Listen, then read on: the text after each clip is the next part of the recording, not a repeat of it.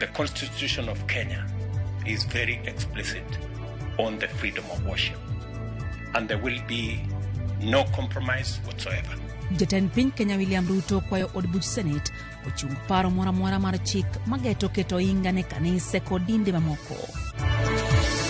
Yetu iko ishatoka kwa feri ndio inapanda, so mbele gari hazisongi, gari yetu kwa mlima kurudi chini kwa feri. Safu kulikuwa na mvua, ile gari iliteleza ikarudi. Ji auchiel res yedho feri Malikoni Mombasa bang bas manegi dho kowuok ei feri kier kendo luar e nam chumbi.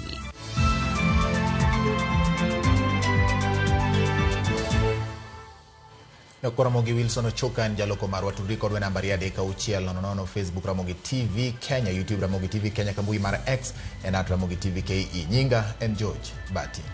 Machiegni nyakora mgajwang nyinga Lydia. Okay, wachawagi mano man jalo jatend piny Kenya Rigathi Gachagua okwangono kendo kono jatend piny Kenya William Ruto niko poni no koso ne kamoro.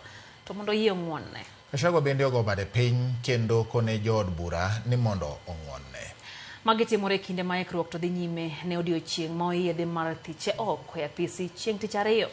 Jafwambo marwa Walter Nyambaga nigi mathoth ewi wachni.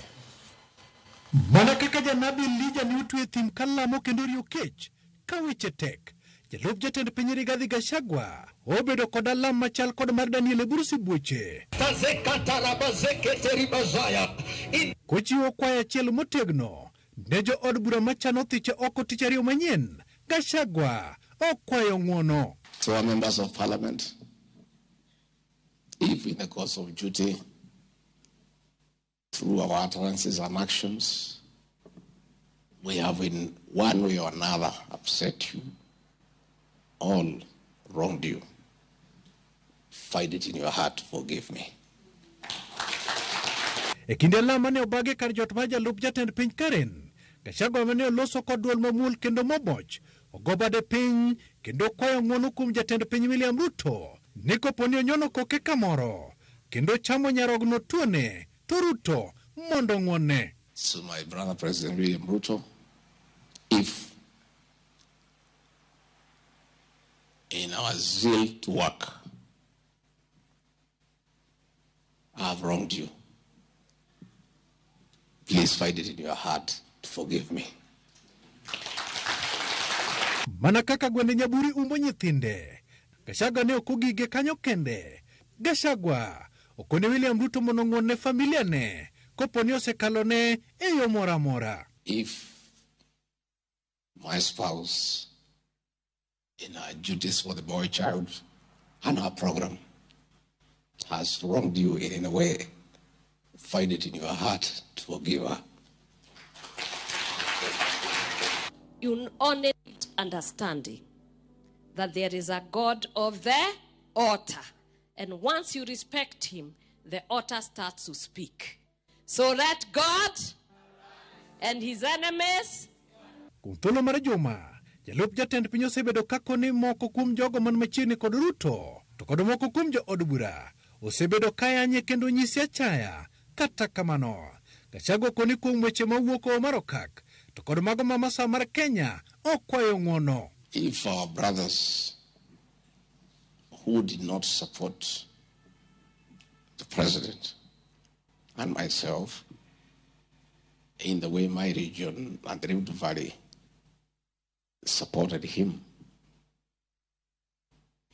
and probably you find that in appreciating our people and the support they give the president and I, probably our utterances made you feel uncomfortable. We rubbed you the wrong way. Please find it in your heart to forgive me. Kopogore gi kako ganda paro ni Gachagua dibed ni nyalo chano gweyo tao. Kapok othiche oke apisi ayanga, en owuon onyiso chir ni bad migawo mar doho biro rese kendo rango neno matut mar nyenya diera. I want to say that Kenya is a country of the rule of law. I have faith in our courts of law. We have competent men and women in our judiciary who I believe will uphold the Constitution, protect it with their zeal, and always uphold and protect the will of the Kenyan people. Walter Nyambaga, Ramogi TV. Purwadhi nyime gimotene kod weche mag Techoko Gachagua. Moko kuom jotelo mawuok Nyanza kod Imbo mar Kenya omedo siro wach mar golo jalup jatend piny Rigathi Gachagua e lemo mare. Senator ma Homa Bay Moses Kajwang', jaod bura ma Uriri Mark Nyamita kod mamoko wacho ni weche ma itudo godo Gachagua oromo tere pacho. You are the vice president of everybody. Lakini wao unatuchosha na shareholders na mlima. Even now you are threatening us. Atisijui nini ingefanyika, atisijui nini itafanyika. What will happen? You will go home and Kenya will just go on. Ngoja aende nyumbani ndio atajua. Kona nadi go kura chimti chareyo mondo wagole oko mondo angiewe ne jo miuriri be shares serikal ma wagole ushuru. On Tuesday, wewe Gachagua, on Tuesday, wewe Gachagua, on Tuesday, tuko na wewe tunapiga hiyo kura, wewe unaenda nyumbani. Nika tomena onyisi ni mbuta tinde tuo klawa enam. Dongi yie. To an ka joudo nyiso ani Gachagua rach. Dong wan wakia wechegi. Dong mago wechegi. Dong mano odgi. Wan walemo negi ni kik ginegre. Adwa wacho gi duol mamalo ni kik giwejo Kenya thagre kata kik giwejo Kenya ire nikech gidhao. Tich ariyo no wadhi ng'eyo nodhi kata entie wan kaka joma pingo wabiro konyo gi pingo nyaka wane ni Kenya obedo maber. Ka ng'ato kao beti kende oidho wewi yath malo kucho oyudo bad yath mobede mochako tong'o en malo kucho kwanya juke. Nakoro mogi wasudo wang'io motende kod weche mane jatend piny owacho kotende kod kanisa. Jatend piny William Ruto osengo chung' motegno gi kanise ma pachoka kendo neno ni chik ma pachoka olu kendo kanisa omi thuolo mar tayo chenro mage maonge donjruok moramora. To ka olieko wach paro mar chik ma koro geto jogo kuonde lamo osuru, jatend piny onyiso jood bura ne kik chwal paro mag temo thiro dongruok mag chenro mag lamo. Ruto nowuoyo e kinde mane oyuoro e nyasi mar lamo e kanisa mar AIC Milimani e kaunti ma Nairobi, kama okwayo oganda jo Kenya mondo med lamo ne achiel mar jopiny Kenya. E lamo e kanisa mar AIC Milimani e Bure Nairobi, jatend piny Kenya William Ruto ne oyuoroe. Oganda ne rito mar winjo kadibeni jatend piny Kenya ne dhi lose wi auka mapek mar siasa masani chano fwadho oko jalup ne Rigathi Gachagua e kom. Kata kamano, oling thie wachno, kendo thuolo mare no otiyoge kwa achiel mar oganda, kendo kwa oganda jo Kenya mondo mi olam ne piny Kenya mondo dwach Nyasaye kende emotimre pachoka. Jatend piny osingo ne kanise ma pachoka ni paro moro manochwali od bura mar Senate mar chano juogo osuru e yuto ma kanise kod sadaka ok bikadhe. And I want to give assurance to the church and to the religious institutions in Kenya that we will defend the right and the freedom of worship in Kenya, and it will not be compromised in whatsoever manner. Paro makamano nochwali od bura gi Senator ma Tana River Danson Mungatana. Paro mano kwedi gi jodolo kod riwruoge mag kanise ka giwacho ni en okang' mane dhi donjore chenro mag lamo ataro mar chike ma pachoka. Jatend piny osingo ni jodolo kod kanise mabiro loso chike mabiro tawogi gi wuon kokalo kuom kuku mano ochuogi bang' jore mano timore Shakahola. And I want to ask those who have ideas to allow religious leaders themselves to develop how they want to regulate themselves and how the church, how religious organizations are going to go forward. Because that was the recommendation of the task force I appointed under Reverend Taba Mushimi, that the religious body in Kenya will decide how they want to make sure that the freedom of worship in Kenya is protected. Owacho ni piny Kenya biro chung' motegno eneno ni chike ma pachoka lo kaluwore ni piny Kenya en piny moluoro Nyasaye. Telo mar okumba mar thieth mar SHA wacho ni gisego okang' e tieko midhiero manyocha okwako chenro no e chakruok mare. E dwok mare gi jotelogo wacho ni kwan jo Kenya ma osendikore e chenro no osekalo milion 12. Riwruok mar osiptende mag ji giwegi motisi ni RUPHA bende koro singo mar chwalo thieth ne jotuo e bwo chenro mar SHA. RUPHA oyango ni giseketo winjruok gi piny owacho ni obiro chulo gi gope duto magisebedogo kata magisebedo ka gibandho e bwo agulu machon mar NHIF. Jagoro mongirore migawo mar thieth Mary Mutai osingo ni sirikal Harry Kimtai mos osingo ni sirikal dhi chugo aput ma biro luwo kendo neno ni gope duto ma ibandho NHIF ochul e kinde mowinjore. Registered a total of 12,704,548 members into the Social Health Authority. This number includes verified members who are under the defunct NHIF and who have been transitioned to the Social Health Authority. We have also received reassurances that in terms of your claims, that number one, the SHA portal for claiming should be up and running within the next 24 hours. So you should be able to claim through the SHA portal within the next 24 hours. The state agencies which owe money to the defunct NHIF, without any further delay, release those funds. We as providers are ready to cooperate, but we will cooperate when we have the money as well, because it is necessary for the provision of services. We are going to fast track as a government payments of the pending bills. And to help us do that, we have formed a committee under my leadership, which will then quickly move and clear any pending bills so that we are able to support them. This is going to be sustainable for them in their service delivery. Nakoro mugiwa sudo obila ma Machakos ogengone achich moro ma en jariembo mar bodaboda ma ikoni nyo baro kod nyadendi moro manyo ting'o e seche mag otieno kendo timone anjawo e bungu machiegni kod boma ma Machakos. Obila yango ni nyadendi no nyo bade otur kendo ogwande bende nyo gwarore e kinde manyo temo tamo ja bodaboda na mondo kik tim kode hera gi thuon. Kochiwo ler jakom mar jo bodaboda ma Machakos Alan Musembi olero ne achijno nyo jo apiko jo kata jo pinyo juko rando ka otimo anjawo makamano ne nyadendino kendo ng'wane ma gichwale nyaka tisendo bila ma Machakos ka nyadendino notere e od thieth ma Machakos level 5 kama oyude thieth. Musembi okone gitiyo machiegni kod obila ne githiro maundu manyalo tim kata minyayo kod jo bodaboda majendeke. Ambayo walikuwa wapitia kwa sababu kuna mtu alikuwa mbele alikuwa akimfuata, na alipogeuza ile njia ambayo ni barabara ya mawe mengi, alifika mahali akaangusha pikipiki hivi, mteja akianguka akashuka akaacha pikipiki imeanguka na akaanza kuvutana na mteja.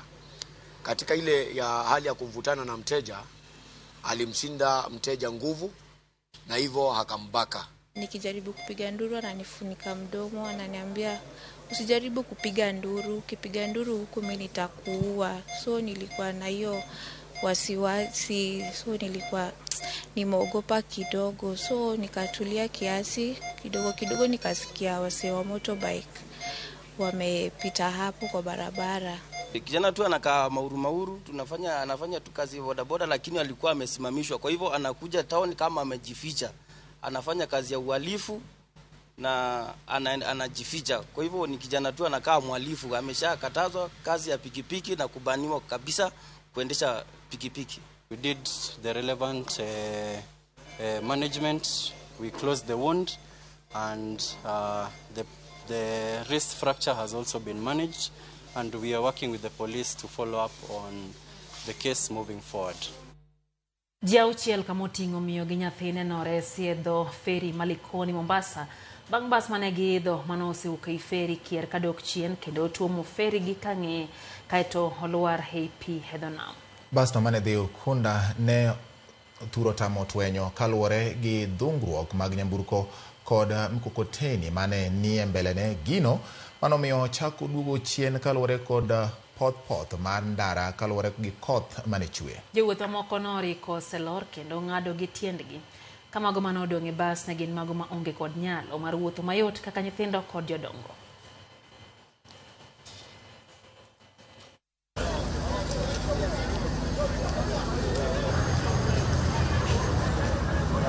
Natoka Matu to Ukunda. So imevuka feri, gari zinatoka kwa feri, mkokoteni liko mbele na magari zingine ndogo ndogo. So ziko kwa mlima. Alafu yetu iko ishatoka kwa feri. Ndio inapanda. So mbele gari hazisongi, gari yetu kwa mlima kurudi chini kwa feri. Safu kulikuwa na mvua, ile gari iliteleza ikarudi. Shida naweza sema ni mkokoteni. Manake mkokoteni iko mbele, hakuna magari zinaenda. So magari zote ziko kwa mlima. Na unajua gari ziko kwa mlima, anything inaweza happen. Mkokoteni ulikuwa unapanda mlima, ukaanza kucause obstruction. So hii basi, na kwa shauri kulikuwa kunanyesha, hii basi ikashindwa kupanda mlima. So naona amejaribu his best kusave wale watu walikuwa ndani pale, walikuwa ni watu vulnerable, walikuwa ndani, wale hawawezi kuvuka. The ferries are safe. We have been working in very close collaboration with Kenya Ports Authority to ensure that the standards are being met.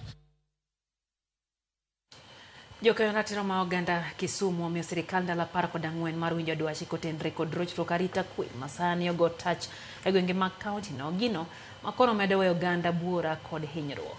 Jafwambo marwa Millicent Adhiambo miyo waler mathoth kaka wechego chalo e kaunti ma Kisumu. Kane giloso kod Ramogi TV odiochieng' ma kawuono, jokene ratich oganda go ne oyango ni thoth kuonde dak mopogore e sub counties abiro ma Kisumu sani arita kwe orochore mokalo kendo oganda imonjo piny maru. Kako Bunga, Manyata, Nyalenda, Mbandani, estates waduto temantiere within Kisumu, Nobiana, Rina, Kamora Mora, insecurity is too much. Dhani go tokgi chuma. Sama weni kawuono mutieno manyoro ukinyi makawuono. General kama wantieni nitie jowa mano tong mano gogi chuma manie casualty kanyo rito mondo kete ward. To nyaka karango.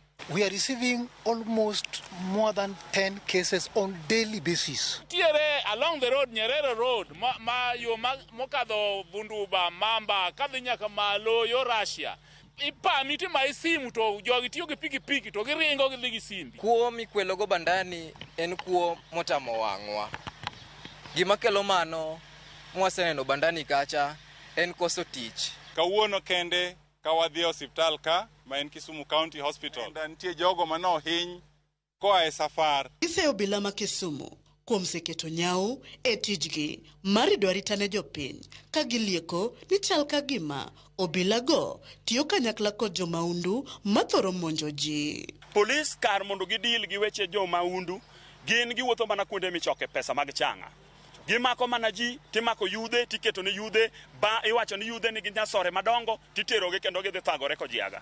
Imako mine tiketo nigi kubni madongo mag changa, titeroge gidhi kod yaga ni gin ma giuso changa. To onge gima ni mbele machalo gi mano. Ba joma richo gigwenyore gotieno.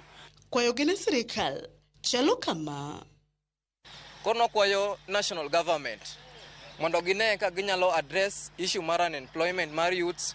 Ngech mano e chanzo. Parliament kuru wach Gachagua tich ariyo, tich adek wadwa neno ni wach arita kwe, madhano thoye, madhano hinyre, dhano lokre jomong'ol, to polis nyamo mana kaw mana pesa. Wadwa ni wajumbe wa owuog oko mondo wach ni. Chik wacho maber ni police officer must identify himself or herself kobiro mako ng'ato gotieno. Omiyo wa demand ni police nyaka rwak uniform ka entiere on duty. To wa demand ni police nyaka ti gi gik mar required within the law. Wadwa wacho mano giduond jo Kisumu waduto wate.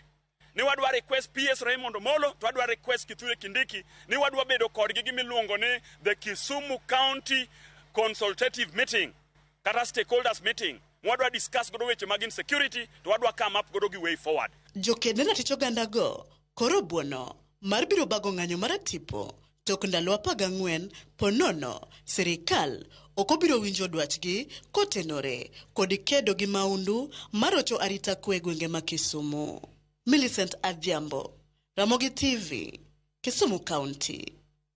Dakika na prario bang sadek manotino chenro eno yimorero kamano kuom kete mana kara Ramogi TV kapoko kao yo mokongo no asingo kao pachi. Pastor Hadoyo Gori wacho ni entie Nyabondo Widows kaeto wacho ni gin kaka jodolo mag Pefa Church koro gimora nyako jatend piny Kenya William Ruto kuom golo duonde wi kanisa pachoka ewi wachno mar osuru. Florence Katal bende wacho ni entie kodwa wacho ni late kod mos wachwal ne Kangor Village mabino lalo Nyarata wacho ni jonindgi kwe mosahinya Florence. Steve Oburu wacho kata ni entiere kodwa olungre ni team Andiwo Mwai Wood Bondo. Hero kamano. Loveline Nasha kantie Mombasa kache Gidrothi Dimba ntiere Murmulanga dispensary Siaya County wacho ni Gachagua osekao ng'uono weneuru mondo me piny Kenya koro sud nyime. Eric Ojije wacho ni mano Pastor Eric mar New Life Ministry wacho kanyo ni bende entiere kodwa kata kamano nitie weche moko wacho ni nyambago lungo kacha mowinjo ka osako ite. Neno bende ote mar Jakom Gideon Midega Nyakwadur ka wuodo yomo gango wacho ni owuoro ka Gachagua koro ito oyudre kama teke kinde ni kaito Pastor Juma Orundu wacho kanyo no mora ahinya agi chendo kendo Nyasaye mondo medrito piny Kenya. Philip Monica ntie Migori wacho ni en bende oneno wayo makare Nyasaye mondo omiyo oganda ng'uono. Erokamano ahinya kuom ote mari wacho ni Nyasaye oming'uono mano jaod bura mare Masunawech Francis Peter Masaro wacho no pone mos. Erokamano Lydia onyisa kani mondo mi amosi gi lweta mano kuwuok kuom Vina Mpesa Mariato wacho ni oro Mpesa wacho mani anyisi ni opuk pek ne otenga. Koro mane gimo nyisa ni opuk pek ne otenga omiyo koro Gachagua ogo bade piny mane otem ogo bade piny mokwang ng'uono piny podokini wacho ni ogo bade piny mokwang ng'uono ni koro jolweta piny okay nyakwara mogi winjo kaka Vin winjo kaka Lydia dwoka ti pok ogo bade piny koro mano en jolwenya piny wacho ni if kadi pone ponono okay just in case okay nyakwara mogi kare pacho ndiko pogore gi pacho somo koro kikibed gi wasiwasi mano director mara Philip nen jandiko koro wan wajo somo pacho nyalo bet mopogore kaso director mabende kopogore gi jok mabende ndiko na ka wang'ie alai machielo au Kidibo maro yani Masai wacho ni en gima owinjore kendo koro chuno ni nyaka waduto wawene Gachagua nikech koro osekwang ng'uono mano kaluwore koda Kidibo manitio yani Masai wino kamin omolo mar ngodho wacho ni Jakom koro bed mana mos oikre ne yiero ma 2027 okawo piny nikech gini dhi bedo ne nyamonge dhi bedo matek ne jo Kenya ka ng'ama nyalo keto sirikal tesre onge gima liet to nyaka kwe Zaburi chwadowa kanyo 22 kare 6 emondiko waneno news mos kendo wamor ahinya gi weche manyien ka wan gin gi jaode nyara Alego kata mama Hillary weche matimore Kenya ka sani tek olemuru ne pinywa mar Kenya David Nyang'inja ma wuod Game Ramola architect Asio Evans ma wuod Karachonyo bende kono neno wayo makare kendo mor gi weche manyien kaka biro kendo ridore kokale Ramogi TV wacho ni Rita ma kwe ma Kisumu no dwaro mondo PS mar Interior Omolo time gimoro nyocha an kono to awinjo ka weche go obwoga jopiny awinjo ka jopiny ywak koro go uro poro mondo jotend migao kachiel kod jogo machung' ni weche mag arita ochop mapiyo. Joshua Dhoth Soja wacho ni en tiere makare kendo wacho ni an ka kod min Joy wantiere amoso rapogi kendo winji maber ahinya erokamano ahinya. Eriko Dubai wudi Nyaseme bende nitiere kaka noneno wayo makare Jaro Soja wacho ni mos ni Lydia wacho neno kaka Gachagua dhi chamo sikuku ka entiere dhano ka en dhano ma kawaida kata obedo ni okwayo ng'uono kamano mano Jaro Soja osiep Interior PS Dr. Raymond Omolo. Shemutho Soja wacho ni omor ahinya kod kaka wakelo weche manyien wacho ni Bati security ma Kagandiru onjaore kabisa nyocha miyo moro ogori risasi ariyo gate mare etie center police Mandiru police station koro wuok oko mondo mi okony jopiny okelo weche majakiranda bende koni neno wayo makare en ka chieng' wuod 7 sub county Manyatike county no Migori. Mwalimu Faith Mzomo wacho ni en gima lit ahinya idho peny mondo mi huon peny bendo yude yo monyalo yudo godo gimodho ok gol ot kendo olokre kodi otimo weche maranja wacho ni nyathi manyako ni mana safe lwet Nyasaye. Otistinga ganyo Faith mado gimoro kacha ni dine jood bura keto maino kendo chope e od bura giduto kar kwan gi mochope od bura sami ing'iyo weche motenre kod somo kachiel gi housing levy nito gi weche magadani to wacho ni mzigo mapek ne jo Kenya gi to ne wadhiye maber wacho ni gima oganda dwaro en tich omiyo Gachagua bende ok nyal tiyo karuto okomiye tich mano pach pito tistinga oganyo wacho ni entie Nairobi Huruma Josephat Wood Ligala uchien kantie Nairobi gen kanyo gi Oskanya Kwarorigi opondo maombo kachiel Gatoti Mboya odongo Jauloma kato gi Victor Olweny gimora hinya gi chendo min pilot wacho ni en gi nyar God Mesamo siepne rito matich ariyo mondo gine to weche biro rare koten record gole apisi Rigathi Gachagua. Peter Odero wachoni ya Lego Bambo chikilera hinya Luala Junior kanti ya Dirubio fanijani ni Kachain Bende rafiki Woliga la Kabier Holuo Cholo Jalambwe wachoni en Bende Ramongi TV nyonge ya hinya giwechegi manyien neno Bende wote Mareriko Jijo mano pasta Kachelgi Francis Omondi rokamako mkote mako Wakaone yuo madunde nyanko Ramogi weche manyien mago imoreka odugo purwa nigi mathoto miyo med mana kete kama en Ramogi TV.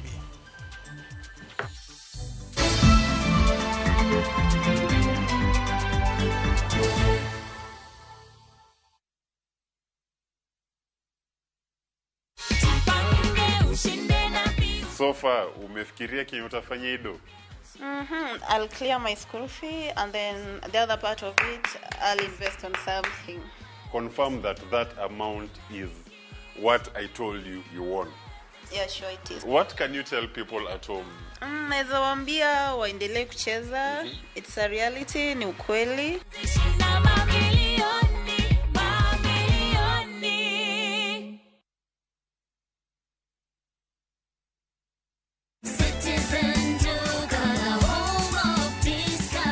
Unajua saa hii unaweza pata shopping ya kungarisha nyumba mwezi mzima na only 1,371 shillings. Citizen Duka, the home of discounts, inakuletea this week's Mama Safi package na inatoka Quickmart. Bidco cream bar soap 1 kg, 233 down to 165. Sunlight powder detergent yellow 1 kg, 360 down to 279. The Bar Herbal toothpaste charcoal 140 grams, 400 down to 289. Quick Choice premium tissue 10 pack, 500 down to 399. Dettol soap original 175 grams, 300 down to 199. Packing bag 40 shillings. Ukinunua hii package ukitumia Citizen Duka utalipa 1,371, meaning utasave 472 shillings. Piga *487*5# na ulipe saizi ka stock bado iko. Ukishalipa utapata confirmation message. This means that you can go to Citizen Duka counter ya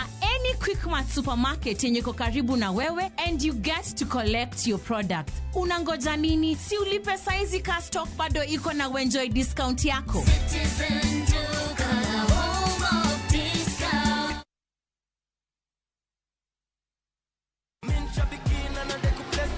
Brate, huu mwezi usiache life ikuweke kwa kona. Kama hivi Shabiki.com tukupeleke na rada Boost account yako na 3 million in cash prizes on Shabiki Aviator. Kaza ndege yako to the highest multiplier, shinda 50,000 kila siku, halafu grand prize ya 350,000 Kenya shillings kila wiki. Runway iko so clear. Usiache pesa ikupite. Jiomoshe na Shabiki Aviator. Shinda 3 million in cash prizes. Not for persons under the age of 18. Authorized and regulated by BCLB license number 428.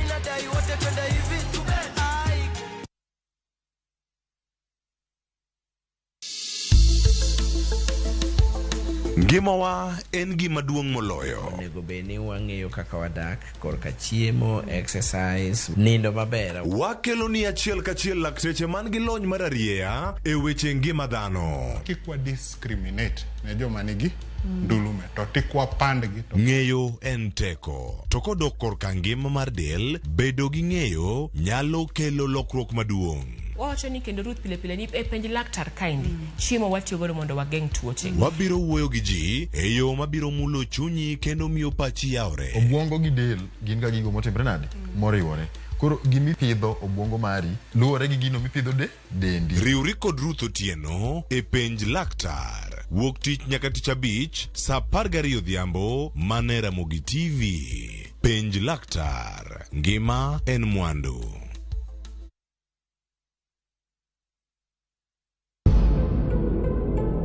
E piny mopogore e kind yore kod thuolo. Ng'el mamoko ga ka wuotha mawuok kadhi kunde madhi. Min mare ne ok ng'won kode. Kinde duto ne en nyako maber. Nyaka tem mar otieno obirone. Gima ne nenore ni en mana paro achiel kende ne olokore mobedo ywaruok maduong'. Mano kaka puonji mar Jehova. Ngima nyako moro chiegni lokore nyaka chieng'.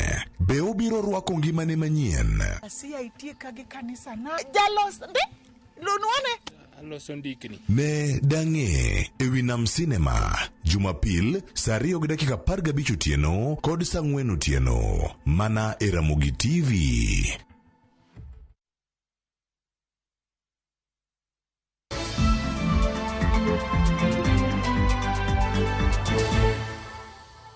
Nakoromo gima chiegni kendo wadhi nyime gi weche manyien bang' wuok e yweyo. Jolony e weche mag pur dwaro mondo piny owacho opuonj jopur kod oganda duto kaka ginyalo geng'o lal mar chiemo ka owuok e puodho nyaka e chiro kod ka owuok e chiro nyaka e mesa e seche ma ichame. Piny owacho bende ojiw mondo mi oger dero ma inyalo kanie chiemo ma wuok e puothe. Jafwambo marwa ma Migori Jojuma nigi ler mathoth.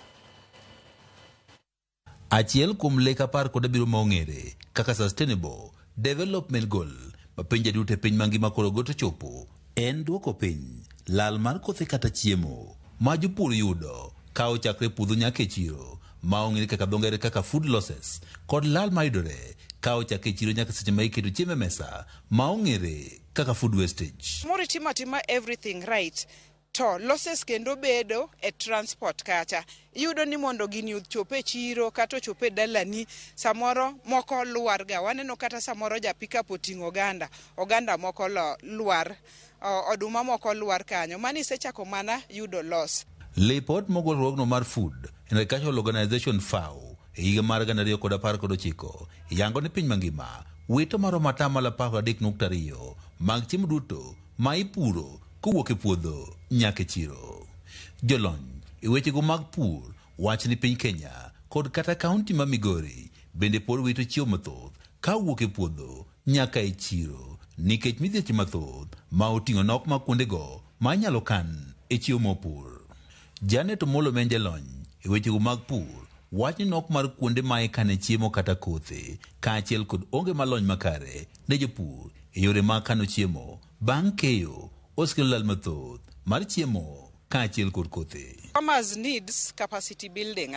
Government be nyalo invest in storage facilities e gwenge. Iyudo ka koro like Migori County we rely mostly on cereal board, but again cereal board dwaro ng'ano manigi products mang'eny. Tuoche mamako kothe ma ong'ere kaka aflatoxin bende gin mago ma jolony wacho ni koro kelo lal mathoth ne jopur. Nyalo mention na nyalo go erokamano ni Migori County government wan gi food lab a Migori referral kachacha ma is able to test for the presence of aflatoxin. So sensitization benego beni pod itimo ni farmers mondo ging'e importance kata ber marga the test the sana oduma gi njugu. Omolo wacho ni nondo margi yango ni chiemo mathoth e kaunti ma Migori ka ochake puodho nyaka e chiro gino ma ikelo kod keyo ma oleo kod midhiero mamoko. Idhi keyo to wa slash wabeto kamoro tichako diri oduma gieki. Idire regardless ni mayo top kata ma oko top. Koro jolony wagi harvest service providers gin gi equipments kaka tandarua magibiro godo kendo gipogo motop iketo yorgi mabeyo iketo yorgi. Ka opogore kod lal mar chiemo ka ochakre puodho nyaka e chiro lal mathoth mar chiemo bende koro timore ka ochakre chiro nyaka sechego ma iketo chiemo e mesa.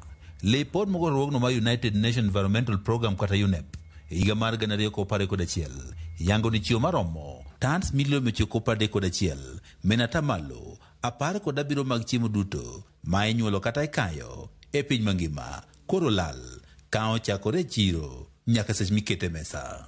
Atamalo 61 mag chiemogi iwito e ute mano mabiro ka chiemo puki nikech otede mathoth kata weye mokethore. Nondo yango ni e piny Kenya ng'ato ka ng'ato wito chiemo maromo kilogram 141 e higa ka higa. Kwano bende ni malo mokalo ka ipimo kod pinje mamoko. Mae biro ka ng'ato otoko chiemo mathoth moko nyal chamo duto kendo puko ma odong'. Kata bed ni pinje madongore kaka Kenya pod nitie kod nok mar chiemo manyalo pidho ganda, lipot yango ni pinje madongore gi wito chiemo mathoth ma oloyo kata mago ma osedongore. Jojuma Ramogi TV, Migori. Nok mar omenda mar chako kendo jolohala e midhiero maduong' kwa sekta mar jua kali e boma Kisumu. Akoro johala go kwa piny owacho kod josir lwedo mamoko mondo mi odonjre wachno maneno ni giyudo yuto mabup ni mar sekta no ondiko oganda mathoth e tich. Magene giwacho e kinde mar sidho yanga bas manyien mane ginyiewo kokalo kuom riwruok margi mar Kisumu Jua Kali Welfare Association mabiro konyogi e yore mag wuoth kod dese ne jowuoth kaka achiel kuom yore mag yudo omenda mar siro ohala margi. Sechego Banada ete dume mosewuok mar siro Jua Kali ma Kisumu Central okwa josiasa mondo mi owere kod siasa mar thiro oganda kendo keto maino margi e bero ngima jopiny. Bang' chiwo sir ne Jua Kali mar nyiewo bas, aete bende nochako chenro mar siro johala go kokalo kuom omenda mar keno mar nyoluoro ma idendo ni table banking.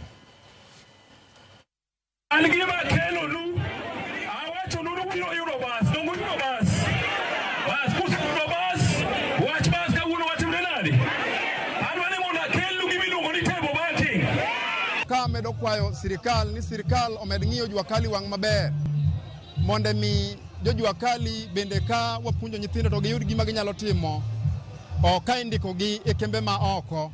Wan gi mechanical training, wan gi panel beating, wan gi gas welding, wan gi wiring, wan gi tije mang'eny mopogore opogore. Koro kwayo man go maduong' kaka artisan ma Jua Kali ni jotendwa duto okonywa e wach mar certificate. Jua Kali puonjore tich to gima nyalo mi authenticate ni oromo e tijno to onge. Owacho ni mana ken makanika to wacho ni gidhoge. To kipenje gima nyiso do makanika no to ongogo. Odwa mana ni miye gari olose kingine makanika. Most of the people kada jok ma watiyo godo kae gionge gi chuny mar riwruok. Koro kiondiko magin godo no ema wan kaka jotelo wagombo ni mondo wagol kuomgi ka watimo gimoro to watim kaka joka ng'ata achiel mondo wayud kaka wadhi mbele. Jopiny kaunti ma Homa Bay jiwo mondo kony piny owacho e chenro mar pith mar yien ahinya to e sikunde manitiere alwora ma giwuokie kaka yor rito alwora kod kedo gi pek ma ikelo kod lokruok chal mar kor lwasi e pacho ka. Riwruoge makelo ne alwora osebedo ka jiwo pith mar yien e kuonde mopogore opogore moting'o nyaka bunge mag piny owacho mar medo kwan hata malo mag bunge gi 3.1 e kaunti no. Riwruok Saga mar Mwalimu Sacco bende koro wuok mar jiwo pith mar yien mageto sikunde mopogore opogore manitiere kaunti ma Homa Bay mar neno ni sikunde obedo gi yiende moromo mar konyo e rito alwora. Ma en chenro mane gitimo mar hingo higni 50 nyaka ne chak riwruok Saga no kamane gikone jopiny e kaunti ma Homa Bay mondo mi bende okawie ting' mar siro sikunde mantie alwora ma giwuoke mondo mi obed gi yiende kaka winjore. En tiende ni waketo gweng'wa bedo maber. Yien ka ite olwar piny to kotop to en mbolea, obro konyo jopur. Okin kendi in ng'ama no pidhe mobro konyi. To ecosystem balance, wan gi ong'ino matindo tindo mabe dak e yien. Koro kwa pidho yien ni ok wakonyo dhano kende, wakonyo nyaka animals moko matindo tindo bende nyaka madongo. Piny mora mora mondo bed gi development to gi stability in terms of climate change, nyaka wapidh yien mar mondo yien oywanwa koth, yien omiwa tipo, winyo yud kama gidake, le yud gima gichamo, dhano yud chiemo. Koro yien en gima nigi nengo ma ok onego bed ni watime nikech celebration kende, to bed kit ngimawa ni samoro amora wayudo thuolo mar pidho yien to wapidh yien mondo Kenya gi gwengewa obed kama ber. Yuto maro matin no wakungo matin kwa riwore kanyakla to wabedo kwadongo kanyakla achiel. To wan kaka school wadwaro singo ni wadwaro rito yiendego. Pile pile wang'e ber mar pidho yien. To kawuono wang'e ni yien nyaka riti mondo lokre obed tipo, mondo lokre obed chiemo, mondo lokre obed gima kelo alwora maber, makelo nwa yamo maber. As a school wang'eyo ni rito gimoro e nyago gimoro, and nyago gimoro kelo lemo maber. Minodogai mar ODM Raila Odinga, mano mama Aida Odinga, okwayo jonyuol mondo mi owek tero rawere manyiri katedo momondo kendo rango wach somo motegno. Mama Aida Odinga ma oloso e kaunti ma Migori otielo ni nyithindo manyirigo bedo kod midhiero manyalo thiro lek mage mag ngima koting'o somo to kod nyadhi mar ngima makare. Mama Aida koro dwaro ni ket chike matego somb nyathi manyako kendo chiwo ne gi ratiro kaluwore kod pek mathoth ma joko nyithindo manyiri e kinde ma gidongo. kwa majina na register on SHA, Social Health Authority. Why? And use the USSD code to register through STAR. Now to our able women and as a leader of this country, that this our project ni koraburo kao time na marite mo. Our chief guests. Mtoto kama bado yuko 13 years, 14 years, huyo ni mtoto, si ndio? Mpaka kwe 18 plus ndio sasa anakuwa msichana. Umesikia? Kwa hivyo wa mama na wazazi, let your girls grow. Let them go to school. Usiwapeleke kwa ndoa kama bado wachanga kama hawa. Hapa mimi naona tu underage. Sioni hapa msichana mkuu ambaye unaweza kusema aende aolewe. Kwa sababu ukimpeleka kuolewa kama bado mchanga, shida iko mara mbili.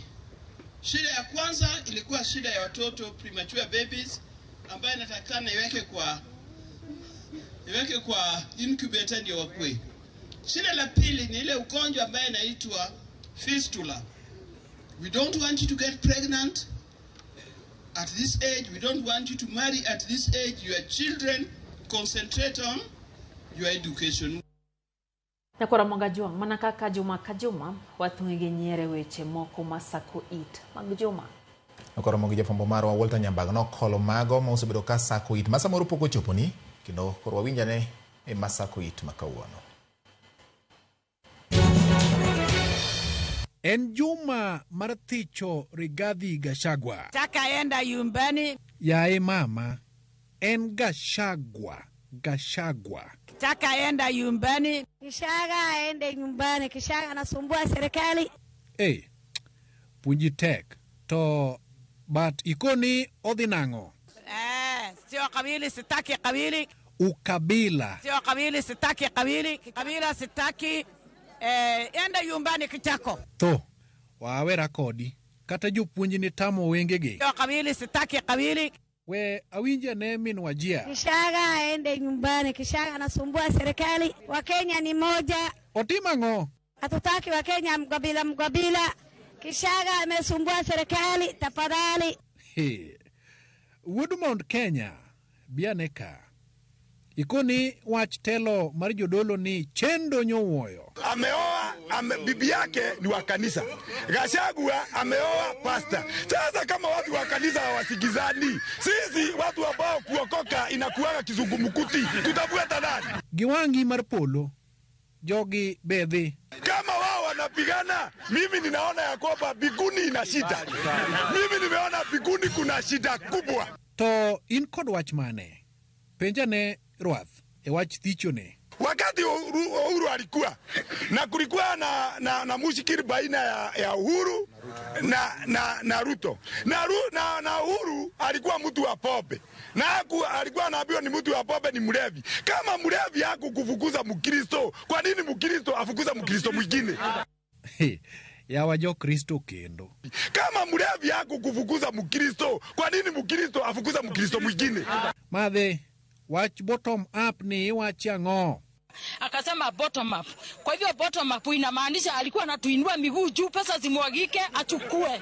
Ni bottom up obetnade. Alikuwa anatuinua miguu juu, pesa zimwagike achukue. Okay, sawa. Kare wewadhi anesiaya. Wach moro tek siaya ka. Wan okwejo ni kiniminya lutwe tonde indara ni hesowa. Okebe. Angoma omiyo idwa wango dero. Juturu anyicha waneno makne. To utimango. Kaka nyange mne Raila Odinga imukelonwa ni mondo miyo nyangwa mondo waduok teko mar okimi piny. Wolololololo. Ni mondo miyo nyangwa mondo waduok teko mar okimi piny. Nyangi kendo. Orengo owacho ni nyange nyaka chul 1000. Jopeoda boda wiego. Wadage. To mano rach. Wan watamre ni dak nyangwa 1000 ka Raila pok owacho ni nyangwa 1000. To wach mar nyangwa 1000 otimre nadi? Wadage. Koro udwa timo nang'o? Jothurwa wan jok machandre maswedre mnag piny gi siandagi. Wan watamre ni dak nyangwa 1000 ka Raila pok owacho ni nyangwa 1000. To wach mar nyangwa 1000 otimre nadi? Wadage. Wan gi welo siepa obat. Jothurwa wan jok machandre maswedre mnag piny gi siandagi. Okay. Bomas of Kenya. Ama ni kutenganisha wote wawili waende. Ukoni kufa makanga kufa ngoa. If they have to go, if refugee have to go, then also the president has to go. Aya, Gachagua, jogi chalni odi madiny. Kwangwono wudu murema. Find it in your heart to forgive me. Find it in your heart to forgive me. Mago e masako itgi Walter Nyambaga. Ramogi TV.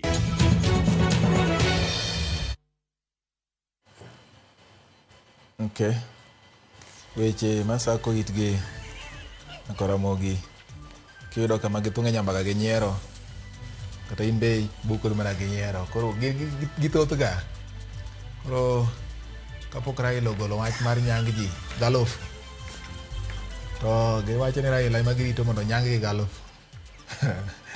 Mano wuod Siaya. Wacho ni dawe nyangwa galof. Kapok Raila wacho ni nyangwa galof.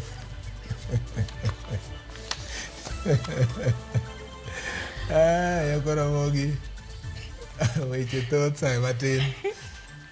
Lydia koro nyiero nego ka. Lydia. Moro bo wacho ni iting'o gi katiende gi ng'iyo malo to pesa lwar. Tikwanyo to kiyudo gimoketi to chik wilbaro. Koro ing'eni pesa go nyalo pong'o wilbaro. Koro Mogi. Mawe kaka gen. Koro sani to wakawa ne yueyo moro madundo. Wako yuyana hivi Yvonne. Yes. Carlos Makadwar ma mika achiel kod Manyar yawuoyi. Yen bende wacho ni nyitgi osakore. Wayueyo mathoth. Kapok wayueyo neno ka Wilberforce wacho mana ni awuoro kaka it sakni. Wacho ni entiere North Kanyamkago tir kod Abang'o Oywango. Weche gin ariyo. Wacho ni wach mokwongo Gachagua ne ok okwayo ng'uono kaka media lande. The word if ok en apology. Government mar Kenya Kwanza tiyo kod pach jopiny.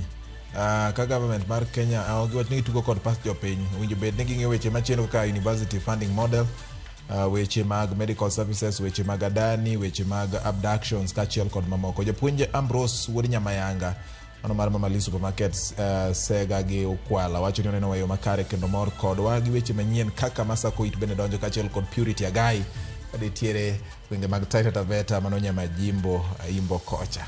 Mama Sonko gi wuon pargi ende wacho ni gin kodwa kata kamano wacho ni odwa lware kom kama obed ka ite osakre. Oyo watu nyakora ungajua kikini mabor.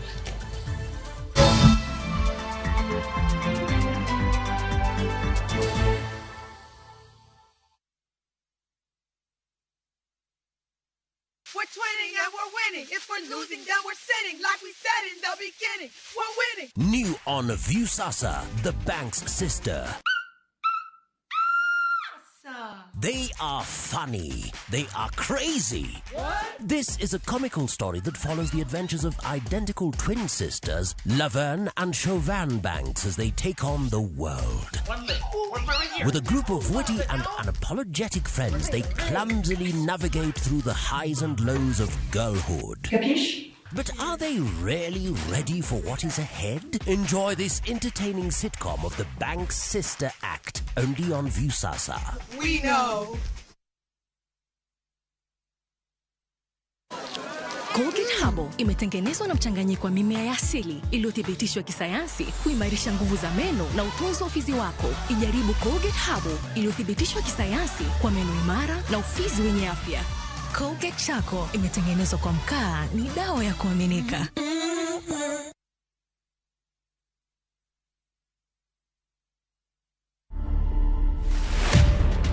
Created through AI tools, printed and then framed, and the best place to catch them is along the Nairobi traffic where hawkers are making money out of them. Kuna machine zimetoka mingi sana, zina nguvu sana, na zinaweza toa hii kitu kama hii. Sasa zenye zinatembea sana, hizi za watu sana. Watu. To watch this story and more, download the Citizen Digital app today. Kenya's #1 app, Citizen Digital.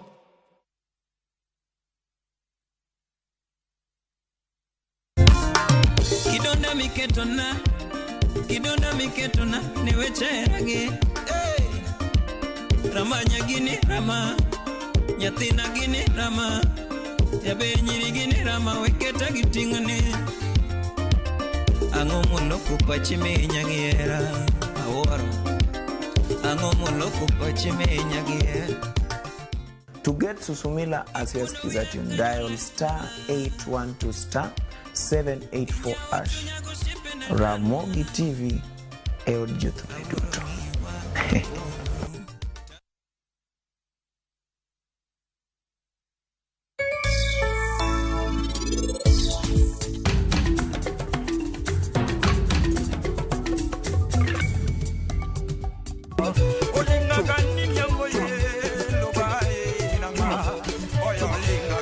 Ushindi with new enzyme technology tackles even the toughest stains. Ushindi, powerful stain removal, because legends deserve a winning clean. That's the clean of legends.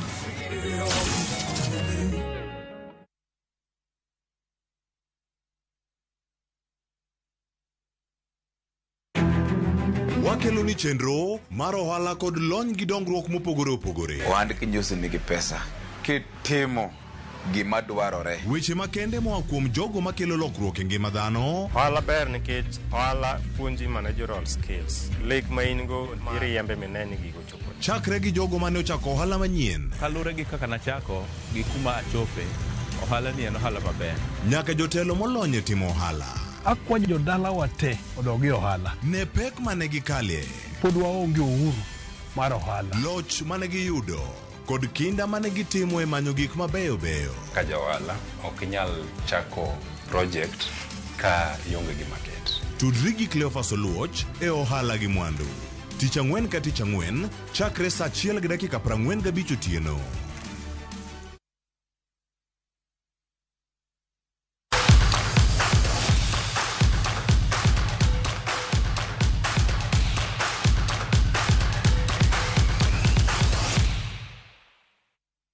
Machiegni ya koromo godonjo weche mag tuke kama tim Kenya jotugo ma higni piny 20 mong'ere kaka Rising Stars ochako gi loch tuke mag Sekafa Under 20 Championship bang' loyo tim mar Tanzania gonde 2-1 e boma ma Dar es Salaam. Kevin Wanganya gi Andreas Omondi lo ne Kenya gol 1-1 kati ya Tanzania noyudo gol mar hiyo Piwang kokalo kuom jatugo Rahim Mkinyangi. Timno mitayo gi kocha Salim Babu biro rakore gi tim mar Rwanda e tuke mar 2 chieng' tich ang'wen. Timbe tiyo gi tugo ne mar manyotiko tugo tuke mag pinje Afrika gana 2015. Anajiuliza ano ameweka juu kule na imefanikiwa. Nini watafanya hapa Rising Stars? Ili kutafuta nafasi anawekewa Odhiambo.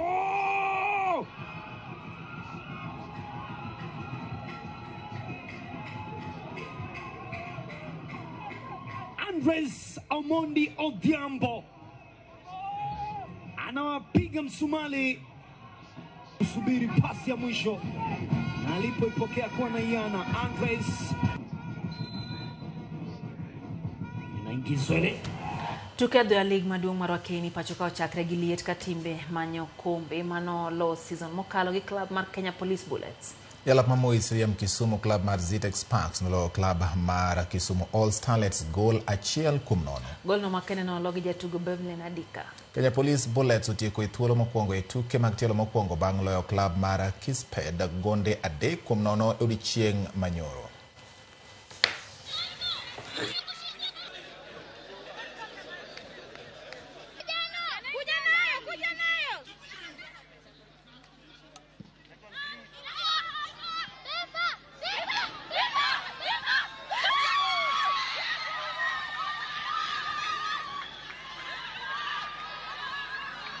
The game today, it is our first game of the season, and we had really planned to come and win. And as you've seen, deals that was go through because players tumekuwa tukiwatayarisha na wamekam wakadu venye tulikuwa tumeplan. They went according to our plan.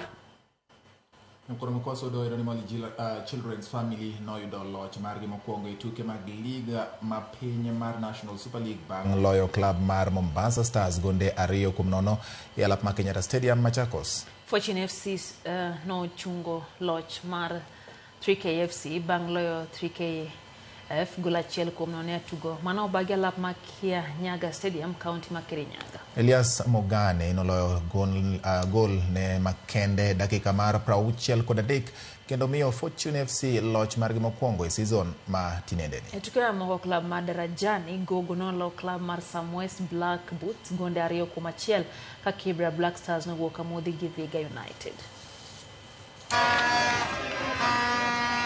Game imekuwa poa, tumecreate chances zetu, hatujaweza kuzitumia. Wamecreate one chance, wamefunga and wamewin game. Congratulations to them. But tutaenda kwa home to prepare. Tuko na game nyingine na MCF home so that we try to get the maximum points. Kitu cha kwanza nataka nishukuru Mungu. Manake hii game against 3K ilikuwa dabe. Ndio nilikuwa nasikia huko fununu wanasema mtu asiguse mrima. So nashukuru Mungu sana kwa hizo point 3. Sisi tulikuwa tumejiandaa tukisema tunachukulia game yoyote at a time. Club mar Chelsea wuok amodhi gol achiel kuom achiel gi club mar Nottingham Forest tuke adhula lig maduong' piny mar Ingresa.